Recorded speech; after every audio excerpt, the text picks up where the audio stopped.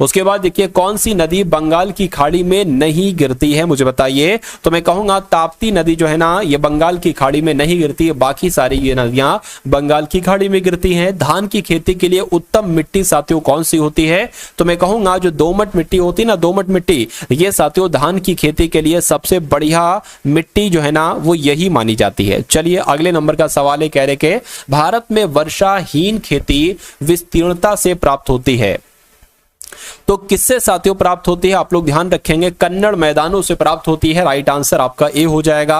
अब उसके बाद देखिए नेक्स्ट नंबर का सवाल है आपकी स्क्रीन पर, और आपसे पूछा साथियों जा रहा है कि भारत की संविधान सभा ने राष्ट्रीय ध्वज का प्रारूप कब अपनाया था? तो मैं कहूंगा साथियों कब अपनाया था? 22 जुलाई 1947 को अपनाया था, इसलिए राइट आंसर आपका ऑप्शन नंबर बी के साथ जाएगा। संविधान सभा के अध्यक्ष साथियों कौन थे? तो डॉक्टर राजेंद्र प्रसाद कौन थे? ये संविधान सभा के अध्यक्ष थे। Right answer option number C के साथ जाएगा। समवर्ती सूची में वो विषय हैं जो राष्ट्रीय व स्थानीय दोनों दृष्टि से महत्वपूर्ण हैं, या अंतरराष्ट्रीय महत्व के हैं, या स्थानीय महत्व के हैं? तो मैं कहूंगा समवर्ती सूची में वो विषय हैं जो राष्ट्रीय व स्थानीय दोनों दृष्टि से महत्वपूर्ण है। आंसर आपका ए हो जाएगा। राज्यसभा के सदस्यों का कार्यकाल की जब हम बात करते हैं तो साथियों कितना कार्यकाल होता है बताइए?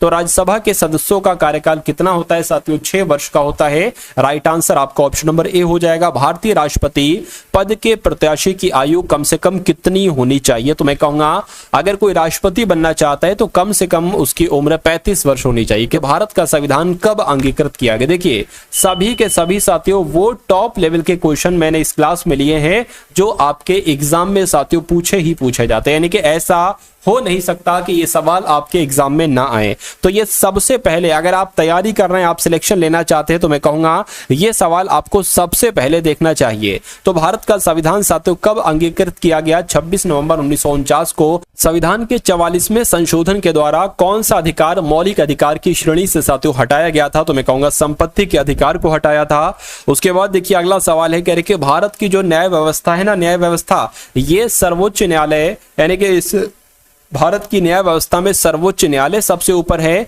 या प्रधानमंत्री सबसे ऊपर है, या उच्च न्यायालय सबसे ऊपर है, या संसद सबसे ऊपर है? तो मैं कहूंगा सुप्रीम कोर्ट सबसे ऊपर है। आंसर आपका जाएगा ए के साथ। संविधान की 8वीं अनुसूची का संबंध किससे है? तो मैं कहूंगा संविधान की 8वीं अनुसूची में किसका जिक्र किया गया है? भाषाओं का साथियों जिक्र किया गया, इसलिए राइट आंसर आपका ऑप्शन नंबर ए के साथ जाएगा। अगला सवाल देखिए आपकी स्क्रीन पर है, कहा जा रहा है कि डायबिटीज होती है क्यों? क्योंकि शरीर में इंसुलिन की मात्रा बिगड़ जाती है, या विटामिन ए? विटामिन ए कोई संबंध नहीं, बी भी नहीं, ये भी नहीं। मैं कहूंगा शरीर में जब इंसुलिन की मात्रा बिगड़ जाती है तो डायबिटीज नाम का ये रोग हो जाता है। किस विटामिन की कमी से रिकेट्स नाम का रोग होता है? तो मैं कहूंगा विटामिन डी की कमी से रिकेट्स नाम का रोग हो जाता है। उसके बाद देखिए कौन सा रोग जीवाणुओं के द्वारा नहीं होता बताइए? तो मैं कहूंगा साथियों जो चेचक होता है ना, चेचक ये जीवाणुओं के द्वारा नहीं होता है। क्यों? क्योंकि ये विषाणु के द्वारा होता है, ये वायरस के द्वारा होता है। उसके बाद देखिए कह रहे कि रक्त का थक्का जमने में कौन सा विटामिन सहायक होता है? तो विटामिन के सहायक होता है। आंसर आपका ऑप्शन नंबर बी के साथ जाएगा। उसके बाद देखिए